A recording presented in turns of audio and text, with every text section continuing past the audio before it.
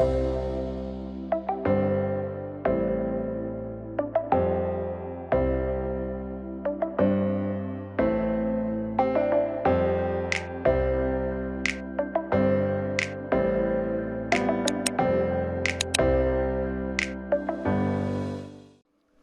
everyone, welcome to Think Computer YouTube channel. In this video, I will discuss programming questions from the chapter Single Dimensional Arrays in Java. This is part 2 video. In the part 1 video, I have explained concepts of arrays in Java. So if you have not seen that video, I suggest you watch it first, then you come back to this video.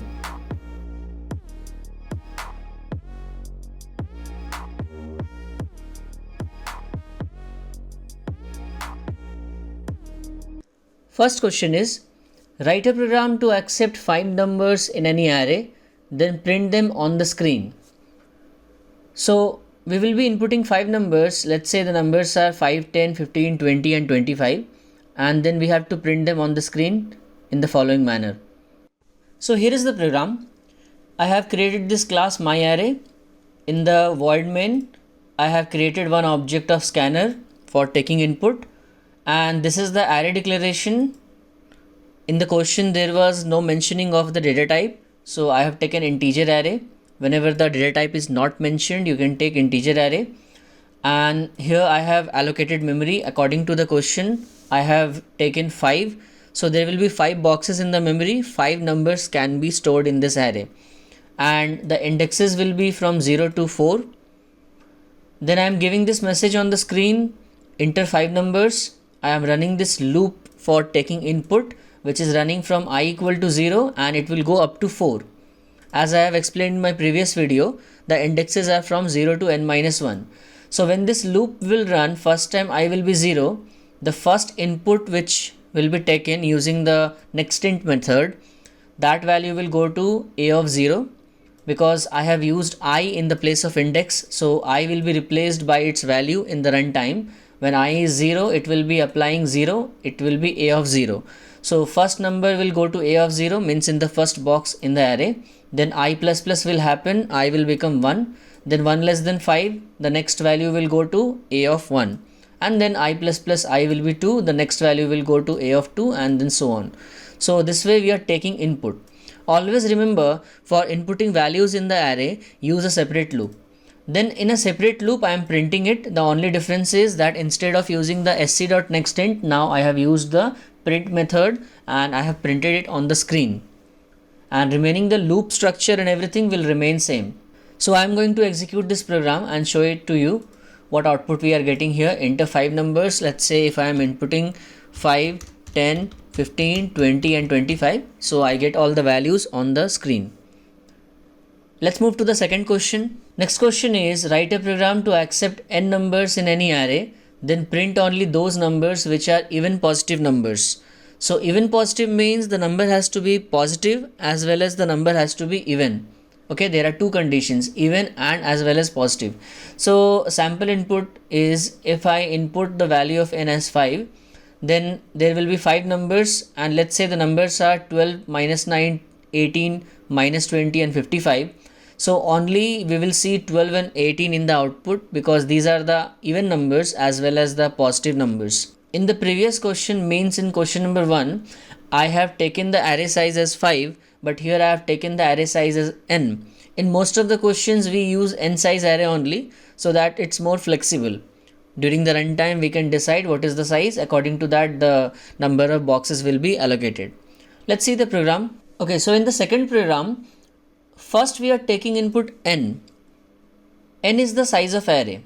So user will give the value of n. At runtime it will be decided. Now whatever value the user will give, we will use it while allocating memory. So here I have written int a equal to new int n. In the previous question, means in the first one, I have written int a equal to new int 5, because there it was mentioned to have 5 numbers in the array, but here it's n. So the message will modify.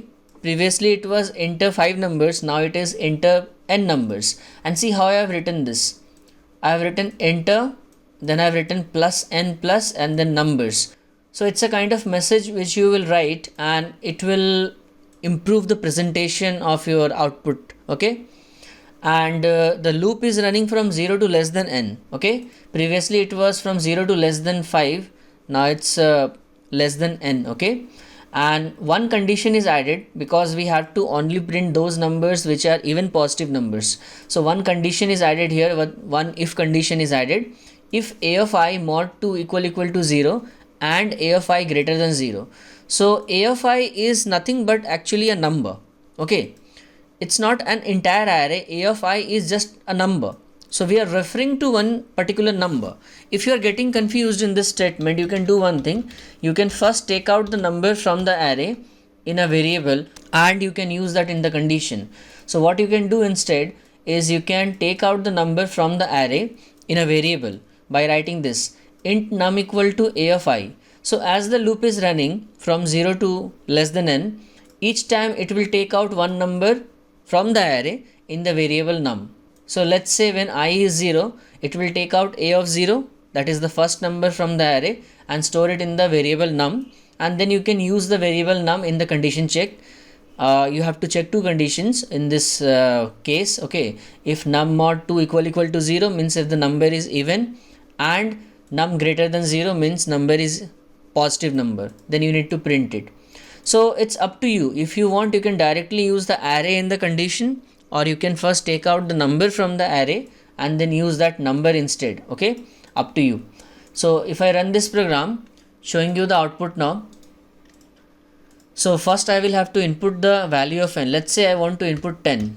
Let's say I am inputting -9, 8, 10, 14, 15, 0, 17, 27, 99 and 102.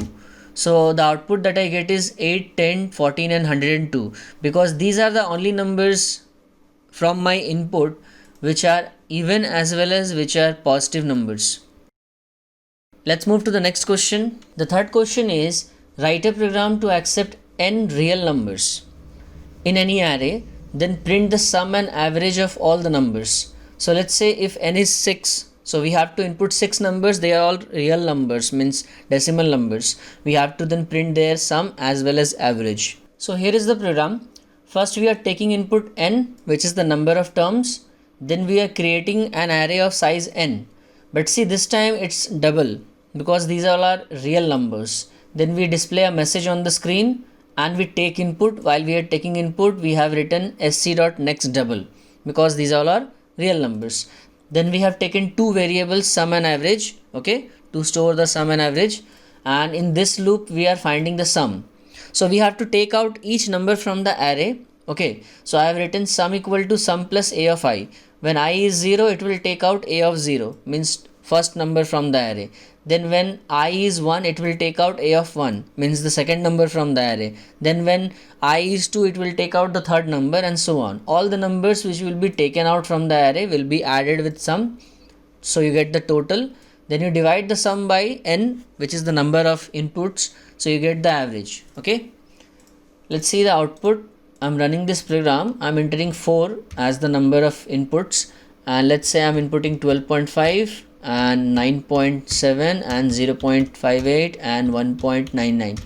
So the sum I get is 24.769 and the average I get is 6.1924. Okay, let's move to the next question. So the fourth question is, write a program to accept n numbers in any array, then count those numbers which are ending by 0.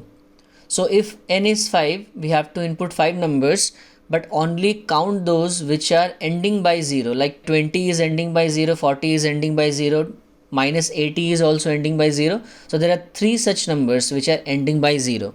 Let's see the program. So here in this program, we are first taking input n, which is the number of inputs, the size of array, and we are creating the array. We are taking input numbers and we have taken a variable c for counting, right? And we are running this next loop where we are taking out each number from the array. Okay, we are accessing using the index actually. So I is 0, it will access a of 0, I is 1, it will access a of 1, and then so on. You can directly use the array as I said, or you can take out the number from the array in a variable, your choice. So the condition which I have used is if a of I mod 10 is equal to 0. See, when you do mod 10, you get the last digit. When you do any number mod 10, you get the last digit. And if that is equal to 0, means if it is ending by 0, then C++ means count it and then print the counting after the loop. Okay, showing the output now. So I'm running the program and suppose I'm inputting 5 as the number of inputs here. Now if I'm taking 12, 15, 10 means 10, 100 and 90. So I get count equal to 3. There are 3 such numbers in my input which are ending by 0. Let's move to the next question. The next question is write a program to accept n numbers in any array, then print only those numbers which are prime numbers. So we already know what is a prime number. It's a number which has only two factors, one and itself. So when we input the number of terms, we input all the numbers, and then from those numbers only the ones which are prime numbers are to be printed. In this case, in all these numbers, 7 and 17 are the only prime numbers, so only those two will be printed. Let's see the program. So in this program, first we are taking input n, that is the number of terms, okay, number of inputs you can say, creating the array of size n, inputting n numbers. Okay, you will see that this part remains same mostly. Okay, now this is not a single loop question, it's a nested loop question, because we have to check more than one number for prime or not prime. So you have to run two loops, nested form. Okay, this is the outer loop which is running from 0 to less than n. Now you should know that the only purpose of this outer loop, means this I loop, is to take out numbers from the array.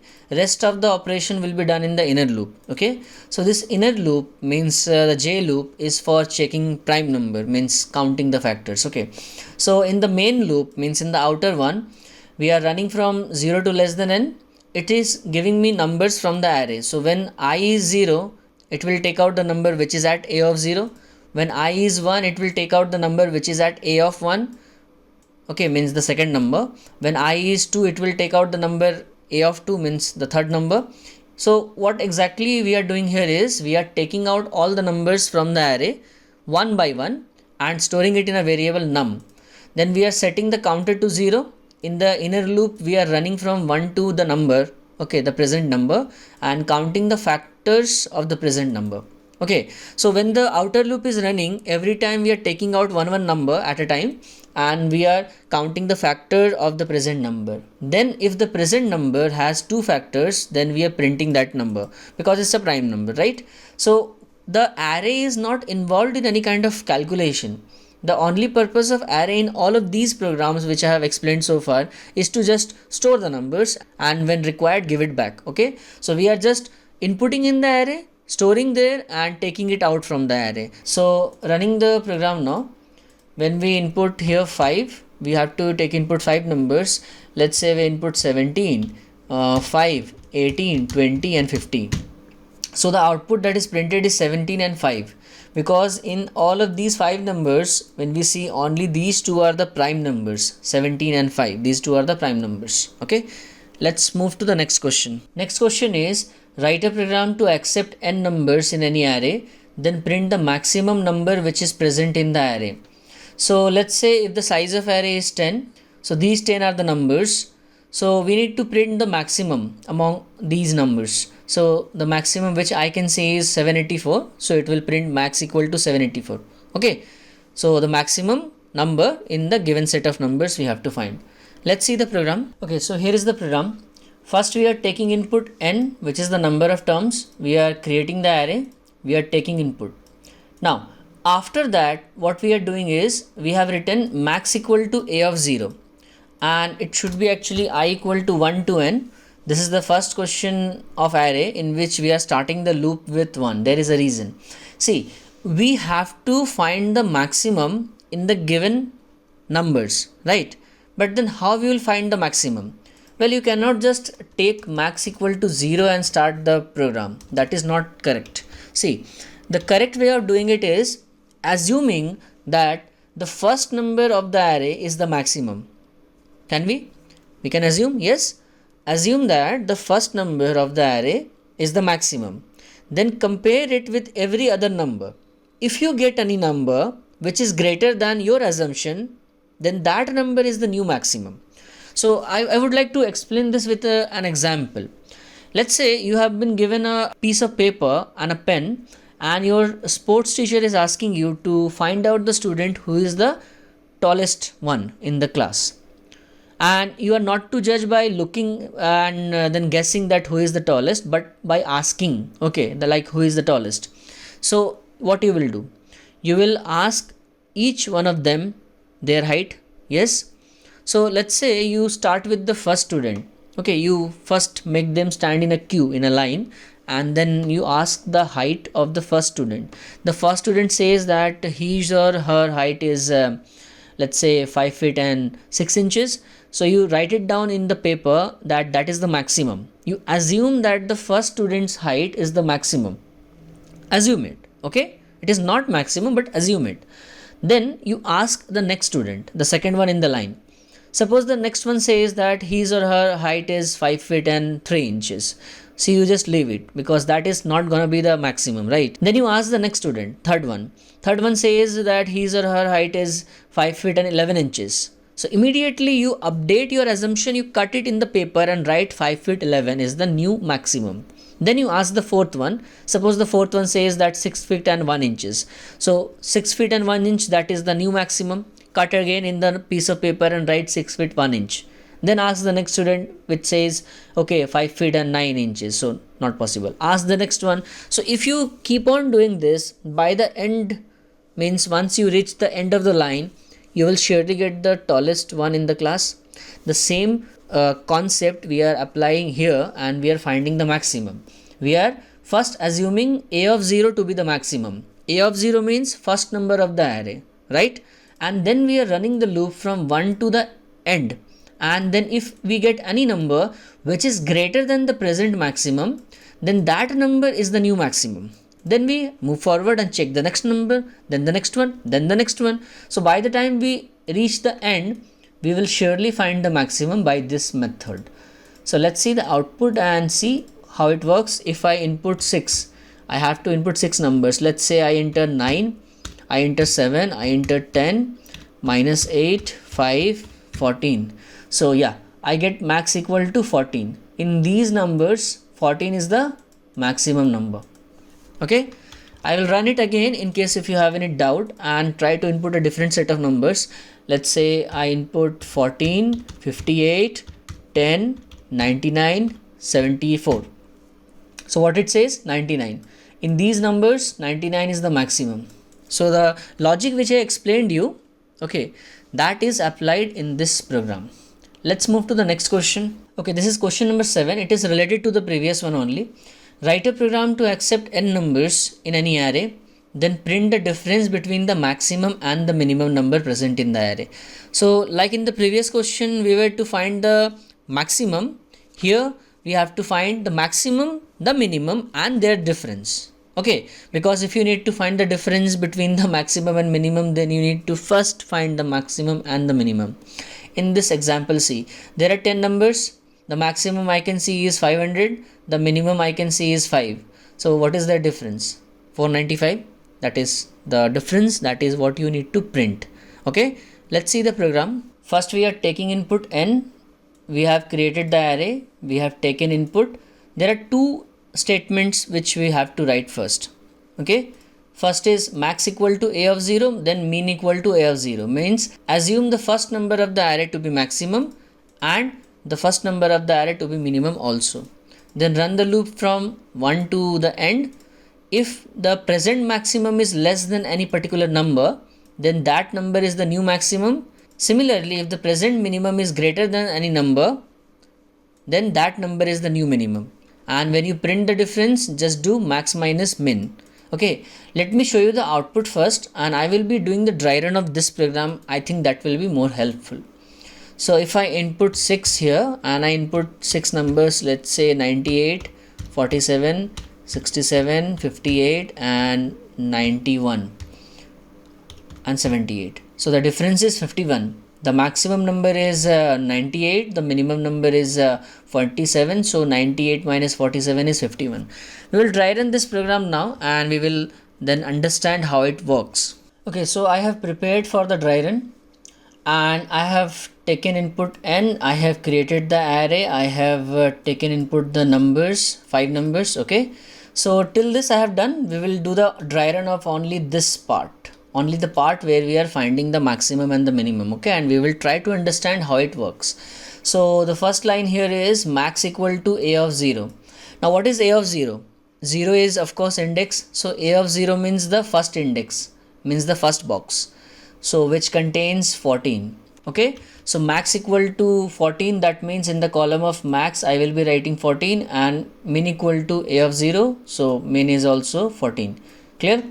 Now this loop will run I equal to 1 starting with 1, and it will go less than n till less than n. Okay, so right now n is 5. Okay, so I is 1 is less than 5, correct? Now these two conditions are separate conditions, remember, they are not connected. Even if the first condition is checked, we have to check the second condition also.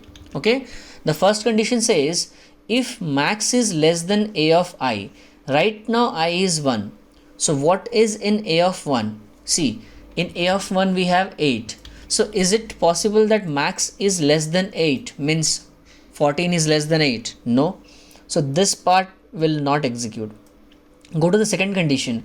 If min is greater than a of I, okay, so min is right now 14 and a of I means a of 1, which contains 8. So 14 is greater than 8, correct? So we will store 8 in the variable min. That means 8 is the new minimum. Okay, we have updated our assumption. Okay, then the loop will repeat I plus plus I will become 2. Now I is 2, 2 less than 5, condition is correct. So now we are talking about a of 2 because I is 2 now. What is in a of 2? We have 17. So check if max is less than 17 or not. What is max? 14, and 14 is less than 17, correct? Condition is correct. That means 17 is the new maximum. So in the column of max write 17. After that, next is if min is greater than a of I. A of I means a of 2, which is 17, and min is 8, so 8 is greater than 17, false. No need to do this. Directly do I plus plus, so I will become 3. Now I has become 3, so 3 is less than 5, the condition is correct. Again we will continue. So now we are talking about a of 3. A of 3 means we are talking about 5. So if max is less than 5, max is 17, 17 less than 5, no, we will not run this part. If min is greater than a of I, means min is 8 and a of I is 5. So 8 is greater than 5, correct? That means 5 is the new minimum. Okay, in the column of min we write 5. Then I plus plus, again repeat, I will become 4. Now I is 4, 4 is less than 5, we will run the loop still. Okay, check if max is less than a of I. Now I is 4, so we are referring to a of 4, this box, which contains 13. So if max is less than 13, max is what? 17. 17 is less than 13, false. Check if min is greater than 13, min is 5, 5 is greater than 13, false. So skip it and I plus plus. I will now become 5, and when I is 5, the loop will terminate. So after the loop has terminated, what it will print? It will print the difference, which is max minus min. So what it will print? Max is 17, min is 5, so it will print 12. The maximum number is 17, the minimum number is 5, so 17 minus 5 is 12. Let's move to the next question. Next question here is, write a program to accept n numbers in any array, then create another array and store all buzz numbers from the first array into the second array. A number is buzz number if it is either ending by 7 or divisible by 7. Now see, there is a thing. When you have to create a second array, how you will know what will be the size of the second array? For that, first you need to know how many buzz numbers are there actually in the first array. Right? Once you know how many buzz numbers are there, then only you can create a second array. So it's a bit lengthy process. First we have to count how many buzz numbers are there. Then we have to create that size array. And then we have to again check for the buzz numbers and take out the numbers. Well, I am explaining right now and you will understand. See this sample input output first. If n is 6, we are inputting 6 numbers. Let's say the numbers are 7, 14, 20, 15, 71 and 97. So the second array means the new array should contain 7, 14 and 97. These three are the buzz numbers which are either divisible by 7 or ending by 7. Let's see the program. First I am taking input n, then I am creating an array of size n, then I am taking input n numbers. Okay. Now first I need to count how many buzz numbers are present in the main array. So this part of the program, this part is for counting the number of buzz numbers. Okay. So I am running a loop from 0, index 0 till the end, means less than n. Each number of the array we are checking if it is divisible by 7 or if it is ending by 7. This condition is for checking if it is ending by 7 or not, and this condition is for checking if it is divisible by 7 or not. We have used logical OR, means any one of the condition is correct, then it will be correct. So if we get any buzz number, we count it. Okay. Now it is possible that the array is not containing any buzz number. In that case, the variable c will remain 0 if there are no buzz numbers. So in that case, I will print a message, no buzz numbers present. Or if we get any buzz number, then in the else part, in this part, we are creating a second array, b array. Okay, array b of type integer, and the size of array is c. Okay, not n but c. It is important you make it this way only, so that no memory is wasted. When the main array is created, the size of the main array is n. Okay, let's say n is 10. It's possible that maybe in that array only 3 numbers are buzz numbers. So that c is containing 3. Okay, so the second array has to be created with size 3, not size 10. Okay, main array can be of any size, but the second array size will be equal to the number of buzz numbers which I have. So j will control the index of second array. Remember this. Now in this part, again we are writing the same condition from the main array, a array. We are checking for buzz numbers, and as we get any buzz number, we are transferring that from the first array to the second array. But look at it carefully. I have not written b of I equal to a of I. I have written b of j equal to a of I, because the main array contains n numbers. Yes. So the main array index has to be controlled using a separate variable, and the second array index has to be controlled using a separate variable. So for the second array, we are using j for the index. Okay, j starts with 0. So first buzz number will go to b of 0, and then plus plus, so it will become 1, then 2, then 3, that way. Okay, so I is always increasing for every number of the main array, and j is only increasing when we are getting any buzz number, then only it's increasing. Okay, so after that we are printing the second array.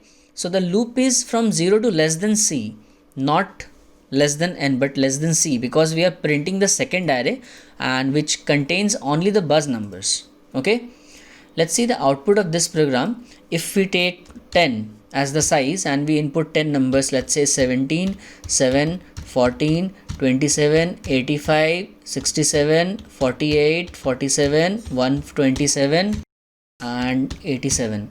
So these are the buzz numbers.